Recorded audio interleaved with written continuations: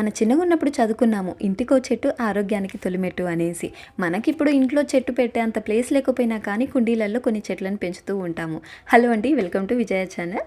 ఇవాళ నేను మా ఇంట్లో వచ్చిన ఈ శంఖం పూలతోటి ఒక చిన్న మాల అల్లబోతున్నాననమాట. ఇన్ని పూలతోటి ఏం మాల అల్లుతావి అమ్మా అనుకోండి. ఇందులో నేను కొన్ని ముత్యాలని యూజ్ చేస్తున్నానమాట. ఒక సూది దారం తీసేసుకొని అందులో కొన్ని ముత్యాలు వేసేసుకుందాం. తర్వాత ఒక పువ్వు, ఒక ముత్యం వేసుకుందాం. మళ్ళీ ఒక పువ్వు, మళ్ళీ ఒక ముత్యం వేసేసుకుందాం. ఎన్ని పూలు ఉన్నాయో అన్ని పూలు వేసేసి మళ్ళీ లాస్ట్కి కొన్ని ముత్యాలు ఈ విధంగా వేసేసుకొని ఇలా ఒక చిన్న మాల అయితే రెడీ చేసుకుంటాను. నేను ఇలా పువ్వులు ఎక్కువ వచ్చినప్పుడల్లా చేస్తూ ఉంటానన్నమాట. ప్రతిరోజు రావు, వచ్చినప్పుడు మాత్రం ఖచ్చితంగా ఇలా మాల అయితే చేస్తానన్నమాట. ఇలా మాల చేసేసుకొని మా పూజ గదిలో శివునికి అయితే వేసేస్తాను.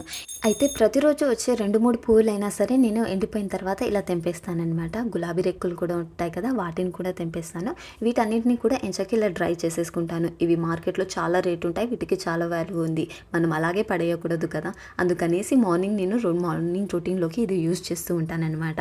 కొన్ని పువ్వులు వేసేసి అందులో వేడి నీళ్ళు వేసేసి హనీ కొంచెం లెమన్ వేసేసి మిక్స్ చేయాలి. ఇది చాలా వేడిగా ఉన్నప్పుడు వేసేయాలి. ఇది కొంచెం చల్లారిన తర్వాత ప్రశాంతంగా కూర్చొని తాగండి, చాలా మంచిది హెల్త్కి కూడా. సో మీరు కూడా ట్రై చేయండి శంఖం పూల చెట్టు ఇంట్లో పెంచుకోవడానికి.